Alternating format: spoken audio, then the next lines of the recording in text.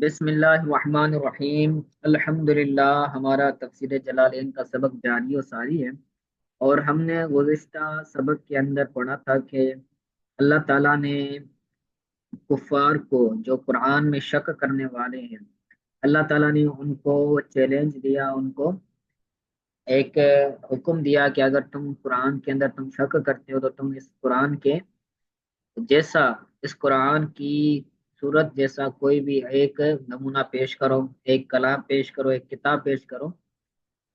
تو اللہ تعالیٰ نے ان کفار کو، شک کرنے والوں کو یہ چیلنج دیا تھا، اور اس کی ڈیٹیل ہم نے کل گزشتہ سبق کے اندر پڑھی تھی۔ تو آج اس کے بارے میں اللہ تعالیٰ نے آگے کیا فرمایا، تو اس کے بارے میں آج پڑھیں گے۔ تو یہاں سے ہوگا وَلَمَّا عَجَزُوا عَنْ ذَلِكَ قَالَ اللَّهُ تعالیٰ، جب وہ کفار عاجز ہو گئے قرآن کی مثل لانے سے، ذالک سے مراد کون ہے؟ قرآن کی مثل ایک صورت لانے سے جب وہ عاجز ہو گئے، تو اللہ تعالیٰ نے فرمایا، فَإِن لَّمْ تَفْعَلُوا وَلَن تَفْعَلُوا، تو اگر تم نہ کر سکو، وَلَن تَفْعَلُوا، اور تم ہرگز نہ کر سکو گے، فَإِن لَّمْ تَفْعَلُوا، اگر تم نہ کر سکو اور ہرگز نہیں کر سکو گے۔ اگر اللہ تعالیٰ نے تاکید کے ساتھ، جو لن آتا ہے وہ مستقبل میں تاکید کے ساتھ آتا ہے کہ تم ہرگز نہیں کر سکو گے،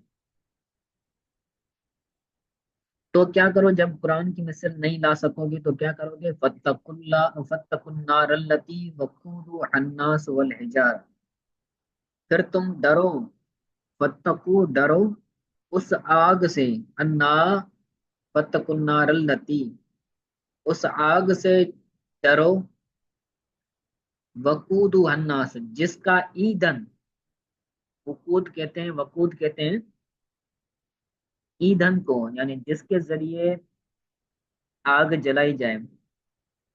جیسے پتھر ہوتے ہیں، پتھروں کو آپس میں رگڑنے سے یہ بھی کیا بنتی ہے؟ آگ بن جاتی ہے۔ تو وقود کہتے ہیں ایندھن، یعنی جن کے ذریعے آگ کو بھڑکایا جائے، اس کو وقود یعنی ایندھن کہا جاتا ہے۔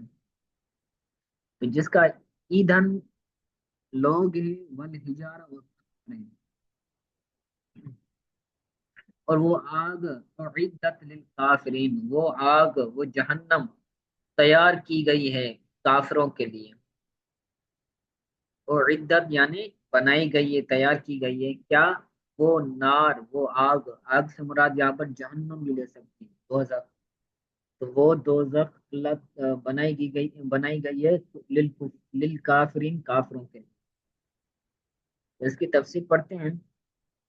اللہ تعالیٰ نے فرمایا اگر تم نہ کر سکو، ماں ذکر لعجزہم، جو ذکر کیا گیا ان کے عاجز ہونے کی وجہ سے، یعنی وہ عاجز ہو گئے، قرآن کی مثل نہ لا سکے، قرآن کی مثل لانے سے وہ عاجز ہو گئے، ٹھیک ہے۔ ولن تفعلوا، تم ہرگز نہیں کر سکو گے، ذالک ابدا، ذالک کا مشار ہے، یعنی قرآن کی مثل لانا، قرآن کی مثل ہرگز نہیں لا سکو گے، ابدا معنی ہمیشہ۔ تو اب بھی جو عرب ہیں اور کافر ہیں، تو اب بھی وہ قرآن کی مثل نہیں لا سکے، کیونکہ یہ جو چیلنج ہے یہ صرف حضور صلی اللہ علیہ وسلم کے دور تک نہیں تھا، بلکہ لن تفعلوا، یہ مستقبل کے لیے، مستقبل کے لیے، ابدا، ہمیشہ ہمیشہ، یعنی تم قرآن کی مثل ہمیشہ ہمیشہ نہیں لا سکو گے۔ کیوں نہیں لا سکو گے؟ ظہور اعجاز ہی، قرآن پاک کے اعجاز کے ظاہر ہونے کی وجہ سے، قرآن پاک کے کا جو اعجاز ہے، جو بلاغت ہے، جو فصاحت ہے، اس کے ظہور کی وجہ سے قرآن کی فصاحت و بلاغت یہ ظاہر ہے، ٹھیک ہے۔ تو اس کے ظاہر ہونے کی وجہ سے تم قرآن کی مثل نہیں لا سکو گے۔ اعتراض، جس قرآن پاک کے اعجاز سے اعتراض کیا گیا ہے، ٹھیک ہے، یعنی جس قرآن پاک کے اعجاز سے انہوں نے کیا تھا، اعتراض کیا تھا کہ یہ قرآن پاک من جانب اللہ، من جانب خدا نہیں ہے، بلکہ نبی کریم صلی اللہ علیہ وسلم نے اپنے ہاتھوں سے اس کو لکھا ہے، ان کا یہ کہنا تھا۔ ٹھیک ہے، تو اس کے باوجود بھی قرآن پاک کا اعجاز ظاہر ہے، لیکن اس کے باوجود بھی وہ اس کی مثل نہیں لا سکتے۔ فَاتَّقُوا النَّارَ، تو تم آگ سے جلو، آگ سے ڈرو۔ تو اس کا کیا مطلب ہے ڈرنے کا؟ فَاتَّقُوا یعنی بالایمان باللہ تعالی، کہ اللہ تعالیٰ پر ایمان لا کر تم متقی ہو جاؤ۔ فَاتَّقُوا بالایمان باللہ تعالی یعنی ڈرو، ایمان لا کر اللہ تعالیٰ سے ڈرو۔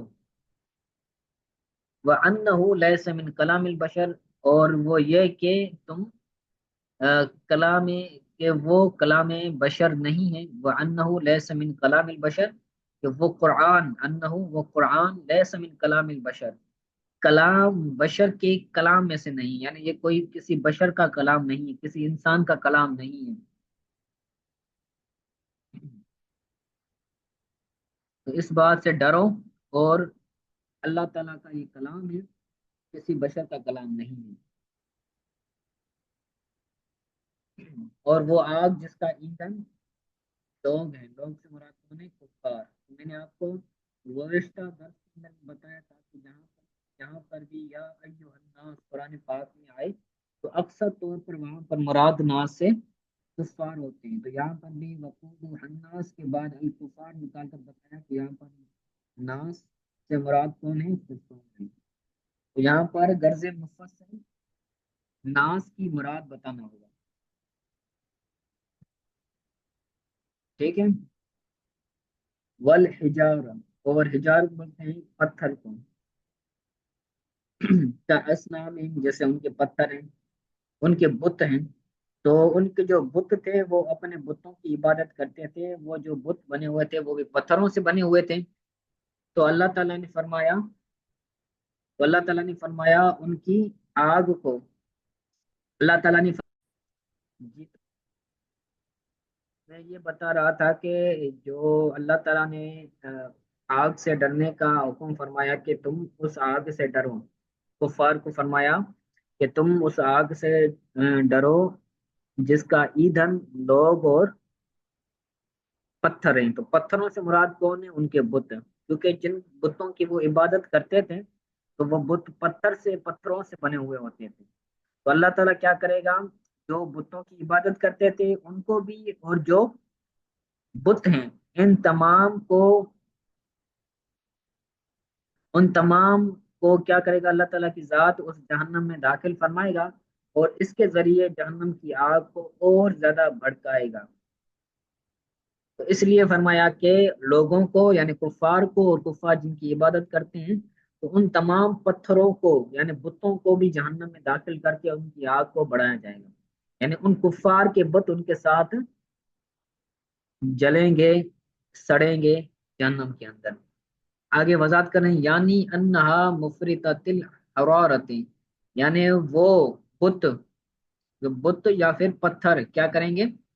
مفرطۃ، مفرطۃ الحرارت، گرمی کو، حرارت بولتے ہیں گرمی کو، اس کو بڑھانے والے ہیں۔ تتقید بما ذکر لا کنار دنیا، تو تتقید مقید کیا، تتقید، یہ تتقید نہیں ہے، یعنی تتقید کا مطلب ہوتا ہے بھڑکانا۔ تو اللہ تعالیٰ کی ذات وہ آگ بھڑکے گی، تتقید اس کا جو مرجع ہے وہ کون ہے؟ وہ آگ۔ تو تتقید بما ذکر، تو وہ آگ بھڑکے گی، وہ آگ زیادہ ہوگی، مؤقد ہوگی۔ کیسے موقع ہوگی؟ بیما ذکر، دو چیزیں ذکر کی گئی، یعنی وہ کفار اور کفار کے بت، تو ان بتوں کے ذریعے وہ آگ کیا ہوگی؟ زیادہ بھڑکے گی، زیادہ ہوگی۔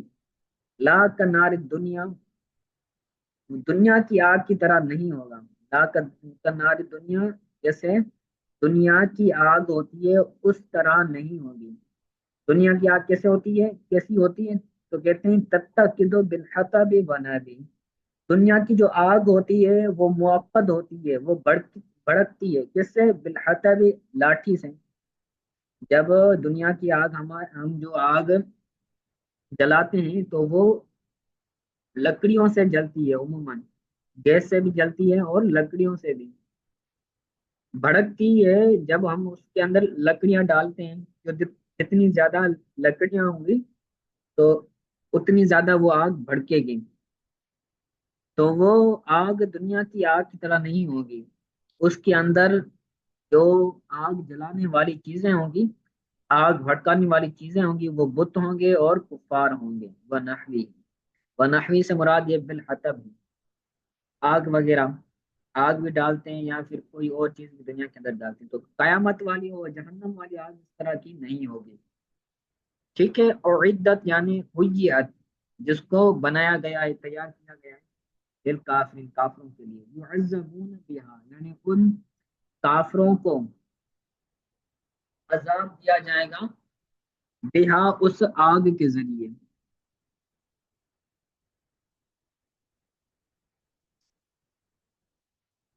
ٹھیک ہے، جملہ تم مستعینف او حال لازمت، یہ اعدت للکافرین جو جملہ ہے نا، یہ جملہ مستانفہ ہے یا پھر ایسا حال ہے جو حال لازمہ ہے۔ ایک آتا ہے حال لازمہ، ایک ہوتا ہے حال غیر لازمہ۔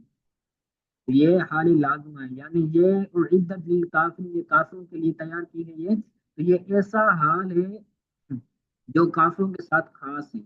جہنم اصلا کافروں کے لیے ہی بنائی گئی ہے، لیکن جو مومنین، جو گناہ کبیرہ کرنے والے لوگ ہیں، ان کو جو داخل کیا جائے گا تو یہ بطور عارضی طور پر ان کو داخل کیا جائے گا۔ حقیقی طور پر جن کو داخل کیا ہے، جن کے لیے آگ کو بنایا گیا ہے، وہ کفار ہیں۔ ٹھیک ہے، جملہ مستانفہ، جملہ مستانفہ اس جملے کو کہتے ہیں جس جملے کا تعلق نہ پیچھے سے ہو نہ آگے سے ہو۔ جس جملے کا تعلق ما قبل میں کسی جز کے ساتھ نہ ہو تو اس کو جملہ مستعنفہ یعنی نیا جملہ کہتے ہیں۔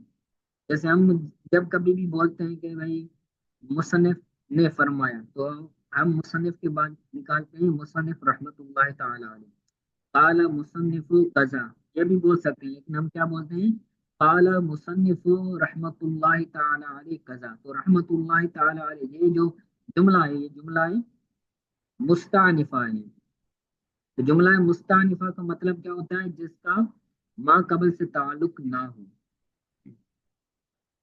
ٹھیک ہے، آج کے لیے اتنا ہی کافی ہے، اس کو اچھی طرح سے یاد کیجیے گا، ٹائم سے یعنی سبق سنائیں اور چھٹیاں نہ کریں۔ آج کے سبق کے حوالے سے کوئی بات سمجھ نہ آئی ہو تو وہ پوچھ لیں۔